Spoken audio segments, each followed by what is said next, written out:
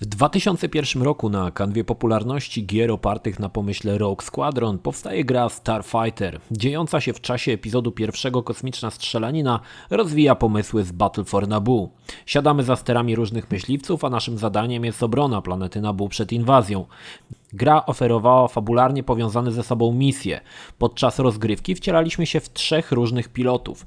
W tym samym roku, parę miesięcy po premierze wersji PC, powstała wersja Special Edition na konsolę Xbox oraz PlayStation 2. Wersja ta posiadała lepszą grafikę, bardziej dopracowany multiplayer, więcej pojazdów oraz specjalne poziomy bonusowe. Starfighter zyskał bardzo wysokie oceny i według mnie jest to jedna z najlepszych gier opartych na epizodzie pierwszym. Kolejne wyścigi z uniwersum, tym razem utrzymane w stylu Mario Kart. Gra została stworzona przez Lucas Learning i wydana tylko na PlayStation 2. Oferowała ona sympatyczną grafikę z postaciami w stylu Super Deformed. Do wyboru byli bohaterowie epizodu pierwszego, m.in. Darth Maul, Jar Jar Binks, Yoda. W odróżnieniu od wyścigów tego typu oferowanych na Nintendo, tutaj każdy z go-kartów unosił się nad ziemią. Podczas wyścigów można było zbierać broń i przeróżne dopalacze. Poszczególne trasy prowadziły przez miejscówki znane z epizodu pierwszego. W bonusowych postaciach znalazł się Darth Vader oraz Boba Fett. Tytuł nie spotkał się z przychylnością graczy. Zarzucano mu infantylność tytułu oraz niezbyt długi czas potrzebny na jej ukończenie. Kolejna strategia czasu rzeczywistego, tym razem wykorzystująca mechanikę gry Age of Empires. Galactic Battlegrounds oferowała 5 frakcji, w których mogliśmy znaleźć m.in. rasę Gungan i Wookiees. Gra nie starała się wymyślać nowatorskich rozwiązań, a więc budowaliśmy główny budynek, zbieraliśmy 5 różnych surowców. Gra była przyjęta lepiej niż Force Commander, a użycie grafiki 2D sprawiło, że sterowanie było prostsze, a gra bardziej czytelna. Na plus wypadała długość gry oraz zróżnicowanie każdej kampanii.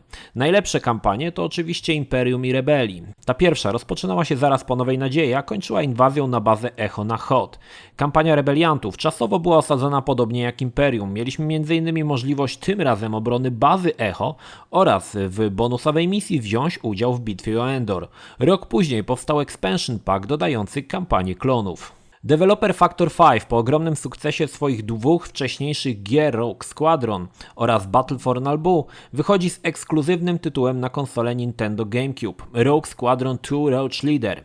W grze wcielaliśmy się w Luke'a Skywalkera bądź w Wedge'a Antillesa, a przed nami stał szereg misji na różnych planetach. Względem Rogue Squadron gra oferowała o wiele lepszą grafikę, możliwość przełączania się na widok z kokpitu oraz możliwość zmiany pojazdu w trakcie misji.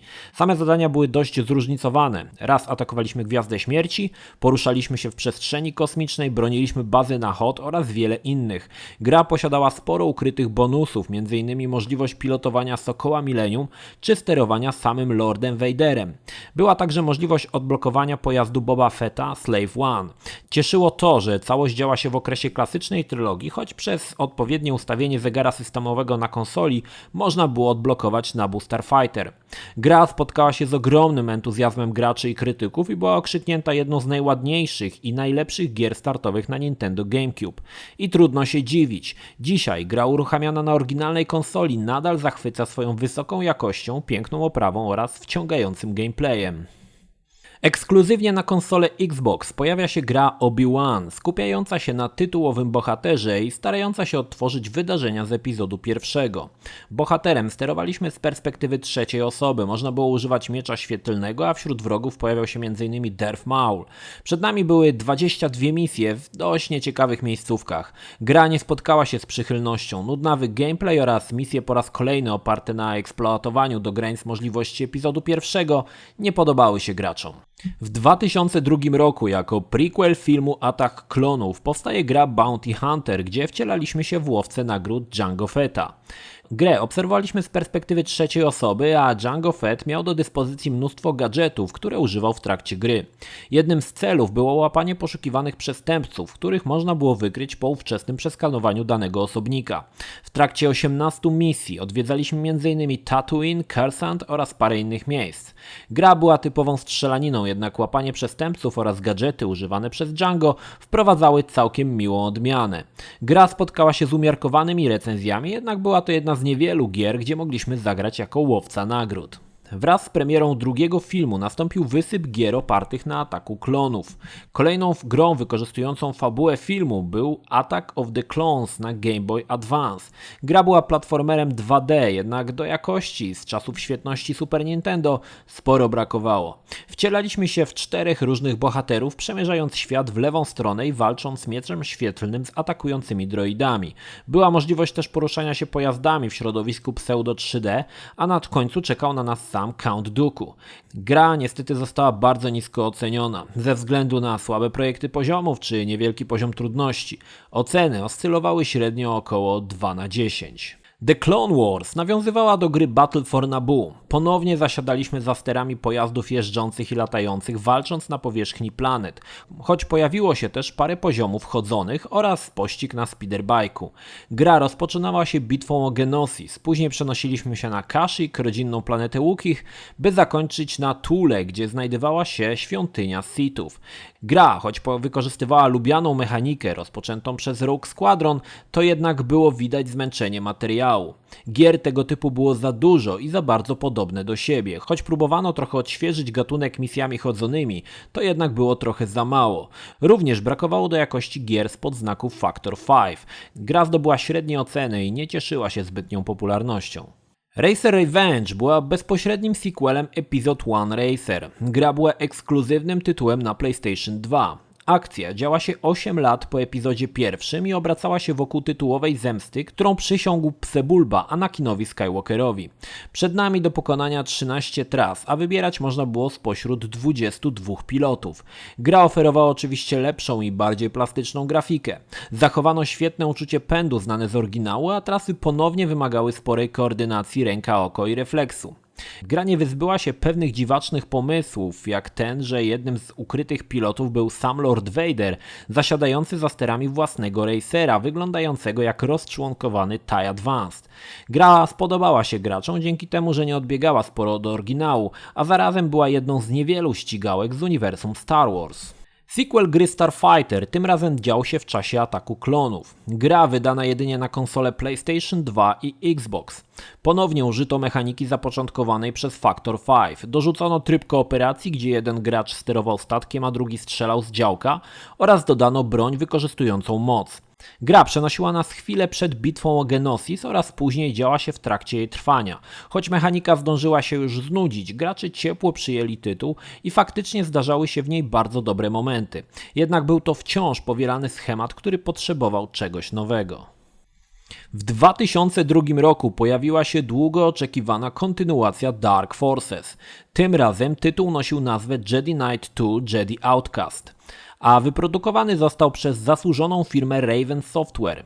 Ponownie sterowaliśmy Kylem Katarnem, a akcja gry działa się niedługo po dodatku Mysteries of the Sith. Gra oferowała 2 możliwe tryby FPP i TPP oraz kładła silny nacisk na walkę mieczami świetlnymi. Wróciło używanie mocy jasnej i ciemnej. Kyle Katarn po wydarzeniach z Mysteries of the Sith został najemnikiem pracującym dla Nowej Republiki. W trakcie przygody spotyka postaci znane z klasycznej trylogii, m.in. Lando Calrissiana czy Luke'a Skywalkera. Gra oferowała parę nowych możliwości, m.in. sterowanie małymi droidami. Tytuł oferował całkiem niezłą oprawę, a pojedynki na miecze świetlne dostarczały sporą dawkę adrenaliny. Po sporej dawce zręcznościowych symulatorów Jedi Outcast oferował powrót do starego, dobrego uniwersum z lubianym bohaterem. Nic też dziwnego, że gracze, jak i krytycy docenili ten tytuł. Kolejny tytuł na Game Boy Advance, New Droid Army, skupia się wokół przejścia Anakina Skywalkera na ciemną stronę mocy. Fabuła dotyczyła nowego droida odpornego na miecze świetlne. Anakin zostaje wysłany w celu zbadania sprawy na Tatooine, by później przenieść się na Coruscant. Gra oferowała widok z rzutu izometrycznego. W trakcie rozgrywki mogliśmy rozmawiać z postaciami pobocznymi, jak i walczyć przy użyciu miecza.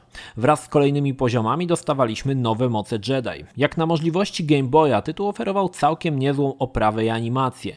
Nowością był pasek wytrzymałości, który zmniejszał się wraz z wywijaniem mieczem. W 2003 roku pojawiła się długo oczekiwana pierwsza gra MMORPG ze świata Gwiezdnych Wojen, Star Wars Galaxy, stworzona przez Sony telefony online. Gracze wybierali spośród 10 ras, którymi można było poruszać się po 10 planetach. Na start trafił m.in. Tatooine, Księżyc Endoru czy Naboo.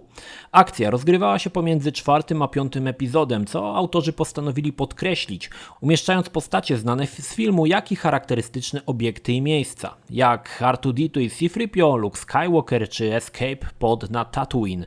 Każda planeta miała wielkość 225 km², po których można było się poruszać także pojazdami. Warto zauważyć, że część planet miała dodatkowo przestrzeń kosmiczną wokół.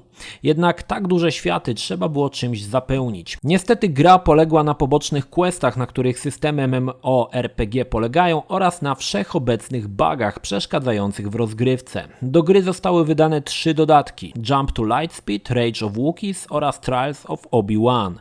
Dowolność w zwiedzaniu świata oraz spora swoboda w podejmowaniu decyzji spodobała się graczom, co podłożyło kamień węgielny pod kolejny produkt MMORPG, który pojawi się dopiero za 9 lat. Knights of the Old Republic była pierwszą grą RPG z uniwersum. Doświadczona ekipa BioWare oparła się o system RPG znany z klasycznej gry planszowej.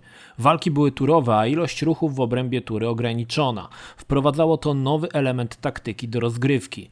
Fabuła cofała nas 4000 lat w przeszłość, zanim powstało Imperium. Wcielaliśmy się w bohatera, który musi stawić czoło Darthowi Malakowi i jego uczniowi, który zaatakował swoją flotą Republikę. W trakcie przygody zwiedzaliśmy znane wcześniej planety, jednak 4000 lat młodsze. Gra posiadała jeden zaskakujący twist i prowadziła do 2 różnych zakończeń. Oczywiście można było się opowiedzieć za jasną lub ciemną stroną mocy. Do pomocy gracza dołączały kolejne postacie, tworząc drużynę. Gra okazała się gigantycznym sukcesem, zbierając szereg nagród i w rankingu najlepszych gier dekady według IGN zajęła 3. miejsce. I choć tytuł eksplorował zupełnie nowe, nieznane czasy uniwersum, gracze pokochali Knights of the Old Republic, kupując 250 000 kopii w 4 dni od premiery. Do dziś KOTOR uważana jest za jedną z najlepszych gier z uniwersum. Jedi Academy to powrót do serii zapoczątkowanej przez Dark Forces. Jednak tym razem nie wcielaliśmy się w Kyla Katarna, a w studenta tytułowej akademii Jaydena Cora. Kyle tym razem był zlecającym nam misję. Gra stworzona na silniku Quake 3 kładła silny nacisk na walki mieczami. Mogliśmy wybrać nawet rodzaj dzierżonego oręża oraz jego kolor. Wracało zarządzanie mocą i możliwy wybór pomiędzy nimi. Gra rzucała nas w przeróżne miejscówki, choćby forteca Dartha Vadera czy baza Echo na Hoth. Co ciekawe, sami wybieraliśmy, gdzie chcieliśmy się udać. Gra zawierała trochę ciekawych smaczków, jak zaparkowany Sokół Millennium na Tatooine. Ponieważ tytuł, jak poprzednie części, działa się w czasach klasycznej trylogii, naprzeciw nam stawali starzy, dobrzy szturmowcy, ludzie pustyni czy chociażby Rancor. Można było też od czasu do czasu poruszać się pojazdami, jednak prawdziwą perełką okazał się tryb multiplayer, gdzie gracze mogli zmierzyć się w bitwach na miecze. Sam system gry wieloosobowej był tak dobry, że pojedynki są rozgrywane do dziś, a gra wciąż ma swoich zagorzałych fanów. Jedi Academy uchodzi za najlepszą część całej serii. Dopracowany system pojedynków na miecze, znane postacie i lokalizacje zostały docenione przez graczy pomimo starzejącego się silnika i niezbyt okazałej grafiki. Kolejny ekskluzyw na GameCube, tworzony przez nieodżałowany Factor 5, ponownie nawiązywał do ich sztandarowej serii. W Rebel Strike wcieraliśmy się w Luke'a i Wedge'a Antillesa, a przed nami było 15 misji, w których mogliśmy poruszać się także speederbike'ami, X-Wingiem, A-Wingiem, AT-ST oraz innymi maszynami. Nowością była możliwość opuszczenia pojazdu i rzucenia się w wir bitwy na piechotę, co nie bez znaczenia było na przykład w czasie bitwy na Hoth, gdzie podobnie jak w filmie mogliśmy niszczyć potężne AT-AT używając miecza świetlnego i granatów. Oprócz wałkowanych do znudzenia misji na Hoth i Endor, pojawiła się ciekawa misja z powrotu Jedi, gdzie walczyliśmy Luke'em nad jamą z Sarlakiem. Choć to prawie niemożliwe, Factor 5 jeszcze bardziej dopieścił grę, wyciskając 7 poty z konsoli. Gra jak żadna inna świetnie oddaje potyczki, jak i wielkie bitwy znane ze srebrnego ekranu. Fantastyczna grafika potrafi zachwycać nawet dzisiaj, szczególnie po odpaleniu jej na oryginalnej konsoli. W grze nie zabrakło misji bonusowych, z których wyróżniał się chociażby atak na egzekutora, flagowy statek Lorda Vadera. Rebel Strike zakończył trylogię rozpoczętą Rogue Squadron i zrobił to z przytupem. Gra spełniała wszelkie oczekiwania i do dziś potrafi zachwycić nie tylko fanów Gwiezdnych Wojen. Gra Flight of the Falcon, wydana na Game Boy Advance, po części nawiązywała do kultowych arkadowych strzelanek z końca lat 80. W grze siadaliśmy za sterami m.in. Sokoła Millennium, a czekało na nas 14 misji, gdzie strzelaliśmy do kolejnych fal TIE Fighterów. Znalazło się też miejsce na sterowanie X-Wingiem nad Gwiazdą Śmierci, Speederbike'iem na Endorze czy podróż Landspeederem po Mos Eisley. Gra w pseudo 3D oferowała dość nieciekawą grafikę. Game Boy był za słaby, aby ją udźwignąć, przez co tytuł strasznie lagował, co przekładało się na niską jakość rozgrywki. Do tego dochodziło ciężkie sterowanie oraz zbyt długie poziomy, które były bardzo podobne do siebie. Gra nie została przyjęta zbyt dobrze ani przez fanów, ani przez krytyków i dołączyła do rodziny niezbyt udanych gier na przenośną konsolę Nintendo. Star Wars Battlefront był grą skierowaną do graczy rozmiłowanych w rozgrywce sieciowej, choć znalazł się tutaj też single player. Gra pozwalała na wybranie jednej z 4 frakcji. Tym razem mogliśmy odegrać znane bitwy z dużego ekranu wraz z przyjaciółmi. Gra podzielona na kampanie Wojny Domowe i Wojny Klonów pozwalała fanom wybrać pomiędzy nową lub starą trylogią. W grze oprócz walki na piechotę można było używać pojazdów kroczących i latających. Deweloperowi, którym tym razem był Pandemic Studios, udało się ukazać konflikt zbrojny z perspektywy pojedynczego żołnierza. Sam pomysł na rozgrywkę nie był nowy, został zaczerpnięty z gry Battlefield 1942. Jednak za popularnością tutaj przemawiało znane i lubiane uniwersum. Gra oferowała bardzo dobrą oprawę graficzną i swobodę w podejmowaniu działań, jednak przyjemność czerpało się głównie w grze multiplayer. Kampaniom singlowym dokuczała niska inteligencja botów i dość prosta rozgrywka, jednak gracze zakochali się w Battlefront, a na kolejną część nie musieli długo czekać. Kolejna gra na Game Boy Advanced tym razem rzucała nas w buty Luke'a Skywalkera. Gra ściśle była powiązana z oryginalną trylogią, a kolejne poziomy do niej nawiązywały. Tytuł był duchowym spadkobiercą serii Super ze SNES-a i faktycznie zrezygnowanie z grafiki 3D na rzecz prostej arkadowej gry 2D z bieganiem w jedną stronę wypadło tytułowi na dobre. Na uwagę zasługiwała bardzo dobra i płynna animacja postaci oraz potyczki z bossami. Znalazły się też misje latane, jak przy zniszczeniu pierwszej Gwiazdy Śmierci. Tytuł nie starał się być niczym więcej niż standardowym platformerem. Gra jednak zdobyła umiarkowaną popularność, choć na tle innych gier z Game Boy Advanced ze świata Star Wars wypadało zdecydowanie bardziej korzystnie. Niedługo przyszło czekać fanom na kontynuację KOTOR. Już po roku, tym razem Obsidian Entertainment wypuściło na rynek drugą część z podtytułem Sith Lords. Gra rozpoczynała się mniej więcej 5 lat po części pierwszej, jednak tytuł był bardziej mroczny od poprzednika. Rycerze Jedi zostali praktycznie wybici przez Sithów, a my wcielaliśmy się w jednego z ostatnich Jedi, weterana wojen mandaloriańskich. Podobnie jak poprzednio, dołączają do nas kolejne postaci, tworząc drużynę. Naszym celem było oczywiście pokonanie mrocznych Jedi i przywrócenie ładu w galaktyce. Podobnie jak w poprzedniku, nasze działania prowadziły nas do 2 różnych zakończeń. Gra nie starała się wymyślać mechaniki od początku, a korzystała z rozwiązań z części pierwszej. Jednak oferowała lepszą grafikę i bardziej zbalansowaną rozgrywkę, a gracz miał większą swobodę w rozwijaniu swojej postaci. Gra ponownie okazała się sporym sukcesem, pomimo sporej liczby błędów. Republic Commando to kolejna gra z gatunku FPS, jednak tym razem oparta na filmie Atak Klonów i o dziwo jest to gra nad wyraz dobra. Jako członek Delta Squad przebijamy się przez 3 misje dziejące się podczas Wojny Klonów. Dostajemy możliwość zarządzania składem poprzez wydawanie im prostych rozkazów. W trakcie gry odwiedzamy m.in. Geonosis czy Kashyyyk. Gra jako jedna z niewielu nie promowała rycerzy Jedi, co nie każdemu się spodobało. Tytuł, pomimo że okrutnie liniowy i oskryptowany, graczom przypadł do gustu. Wspólne działanie 4-osobowego składu podczas wyważania drzwi oraz zwykłych misji powodowało, że można było przywiązać się do naszych wojaków.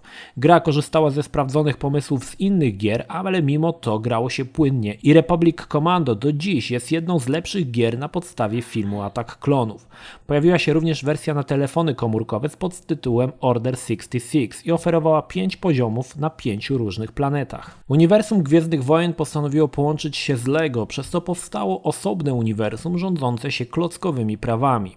Nic więc dziwnego, że na kanwie popularności klocków postanowiono stworzyć grę komputerową. LEGO Star Wars było oparte na epizodach 1-3, jednak całkowicie zmieniony schemat rozgrywki tchnął świeżość w tytuł. Do wyboru było 59 bohaterów, z czego każdy miał inne umiejętności. Można było grać w kooperacji na jednym ekranie. Choć gra nie miała głównego celu, do którego się dążyło, a jedynie zestaw wyzwań, którym mogły podołać określone postacie, gra została bardzo ciepło przyjęta przez graczy, choć krytykowano Lucasa za rozmienianie się na drobne. Jednak romans LEGO z Gwiezdnymi Wojnami dopiero miał się rozkręcić na całego. Na podstawie filmu Zemsta Sithów powstaje filmowa gra o tym samym tytule. Jest to ekskluzywna produkcja na konsolę. Gra przez 17 misji prowadzi nas przez wydarzenia znane z filmu. Mechanika oparta na wywijaniu mieczem była typowym slasherem, których nie brakowało choćby na konsolę PlayStation 2. Na zmianę można było sterować Anakinem, jak i Obi-Wanem. Fabuła w grze prowadziła do nieuchronnego przejścia Anakina na ciemną stronę mocy. Tytuł nie spodobał się zbytnio graczom, ponieważ była to typowa produkcja na licencji, choć trzeba pochwalić całkiem ładną oprawę oraz zawarte 12 minut cutscenek pochodzących z oryginalnego filmu. Deweloper THQ wypuszcza grę Battle Above Coruscant na telefony komórkowe. Typowa strzelaninka, w której lecimy do góry ekranu, strzelając do nadciągających statków wroga. Gra nie była niczym specjalnym i korzystała z mechaniki znanej już z lat 80. Rok po pierwszej części powstaje wyczekiwany Battlefront 2. Ponownie mogliśmy wziąć udział w znanych bitwach z perspektywy pojedynczego żołnierza. Gra oferowała nowe mapy, pojazdy oraz misje. Największa zmiana dotyczyła narracji. Battlefront 2 w stosunku do poprzednika doczekał się porządnej fabularnej kampanii, gdzie poszczególne bitwy były pokazane z perspektywy weterana Imperium. Tytuł korzystał z identycznej mechaniki jak poprzednik. Dwie kampanie, Wojna Klonów i Galaktyczna Wojna Domowa. Ponownie większość misji polegała na wyniszczeniu przeciwnika. Do wyboru mieliśmy 6 różnych specjalizacji naszego wojaka, który mógł zasiadać za sterami przeróżnych maszyn. Siła gry jednak, podobnie jak w części pierwszej, tkwiła w multiplayerze, gdzie gracze mogli toczyć ze sobą regularne wojny. Gra została bardzo dobrze przyjęta, a pokazane na wszelkie sposoby klasyczne misje, choćby na HOT, nabrały zupełnie nowego wymiaru. Kolejna gra na telefony komórkowe była strategią. Wybieraliśmy stronę konfliktu i poprzez kolejne tury dowodziliśmy maszynami wybranej strony, a celem naszym było oczywiście doprowadzenie do wygranej. Gra oferowała prostą grafikę z rzutem izometrycznym podczas walk. Nie udało się jednak zdobyć większej popularności.